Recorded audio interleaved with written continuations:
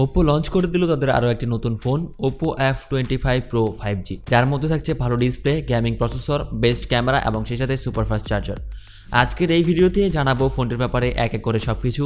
বিস্তারিত জানতে ভিডিওটি শেষ পর্যন্ত দেখতে থাকুন। তাহলে চলুন দেরি না করে শুরু করি মূল ভিডিওটি। শুরু করা যাক ফোনটির আনবক্সিং দিয়ে। বক্সের উপর লেখা থাকবে Oppo F25 Pro। বক্সটি ওপেন করলেই পেয়ে যাবেন ছোট্ট আরও একটি বক্স, যেখানে থাকবে সিম ইজেক্টর পিন, ডকুমেন্টস, সাথে একটি ট্রান্সপারেন্ট ব্যাক কভার। এরপর থাকবে কাঙ্ক্ষিত ফোনটি, 67 ওয়াটের একটি fast charger, USB Type-C charging cable. এই হলো বক্স কন্টেন্ট। লুক এবং ডিজাইন নিয়ে কথা বলতে গেলে ফোনটির ব্যাক প্যানেলটি ফুল ফ্ল্যাগ। ব্যাক প্যানেলটিতে ইউজ করা হয়েছে এক ধরনের টেক্সচার, যার ফলে দেখতে অসাধারণ লাগছে। সাথে এতে আলো পড়লে লাইট রিফ্লেক্ট হয়। ব্যাক সাইডে ইউজ করা হয়েছে ট্রিপল ক্যামেরা সেটআপ, বক্সের ডিজাইনের বডি ফ্রেম যা প্লাস্টিকের তৈরি। এর রাইট সাইডে রয়েছে ভলিউম লকার সাথে পাওয়ার বাটন। ফোনটির নিচের দিকে রয়েছে স্পিকার, Type-C চার্জিং পোর্ট সাথে মাইক্রোফোন।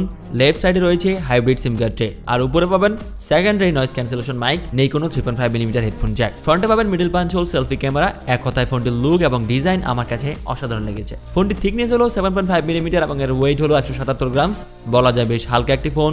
এতে রয়েছে IP65 রেটিং, যার ফলে পানি বা ধুলোবালি ছিটে ফোটাতে তেমন কোনো সমস্যা হবে না। এতে ডিসপ্লে হিসেবে রয়েছে 6.7 ইঞ্চিজের ফুল HD+ AMOLED ডিসপ্লে, সাথে রয়েছে 120 হার্জের রিফ্রেশ রেট এবং ডিসপ্লে পিপিআই ডেনসিটি হলো 394। সাথে রয়েছে 1100 নিটসের পিক ব্রাইটনেস। 1100 নিটসের পিক ব্রাইটনেস থাকায় ডিরেক্ট সানলাইটেও বেশ ভালোই দেখা যায় ডিসপ্লেটি। চিন ব্যাজেল একদমই ন্যারো বলা যায়, দেখতেও বেশ ভালো লাগছে। সাথে 120 হার্জের রিফ্রেশ রেট থাকায় গেমিং এ বেশ ভালো সাপোর্ট পেয়ে যাবেন। সাথে পেয়ে যাবেন colourful clear content view. Display প্রোটেকশনের জন্য থাকছে পান্ডা গ্লাস। ফোনটির ব্যাক সাইডে রয়েছে ট্রিপল ক্যামেরা সেটআপ, যার মধ্যে রয়েছে 64 মেগাপিক্সেলের প্রাইমারি লেন্স এবং একটি 8 মেগাপিক্সেলের আলট্রা ওয়াইড লেন্স। সাথে রয়েছে 2 মেগাপিক্সেলের একটি ম্যাক্রো লেন্স।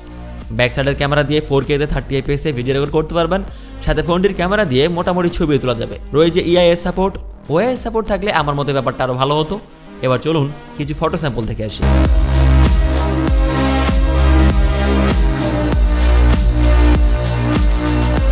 ফ্রন্টে রয়েছে 32 মেগাপিক্সেলের একটি সেলফি ক্যামেরা। ফ্রন্ট ক্যামেরা দিয়েও 4K 30 fps এ ভিডিও রেকর্ড করতে পারবেন।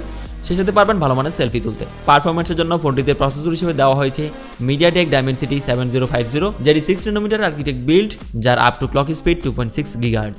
ফোনটির মাল্টিটাস্কিং বেশ ভালো করতে পারবেন, সাথে PUBG অথবা ফ্রি ফায়ারের মতো ভারী গেমগুলোও স্মুথলি খেলতে পারবেন। ফোনটিতে আউট অফ দ্য বক্স পেয়ে যাবেন Android 14, ব্যাক এন্ডে থাকছে ColorOS 14, সিকিউরিটির জন্য থাকছে under display optical fingerprint sensor.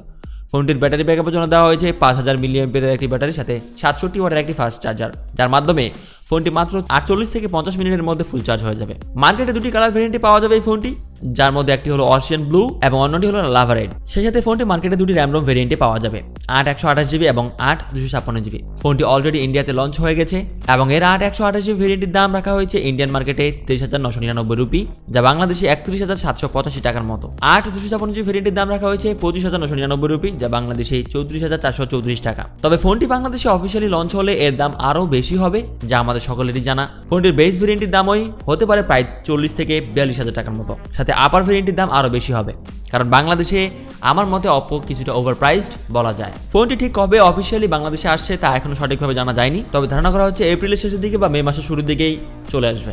সবকিছু ঠিক থাকলেও দাম বিবেচনা করলে বর্তমানে এর থেকেও ভালো ফোন একই বাজেটে মার্কেটে পাওয়া যাচ্ছে। তো এই ছিল এখন পর্যন্ত Oppo F25 Pro 5G।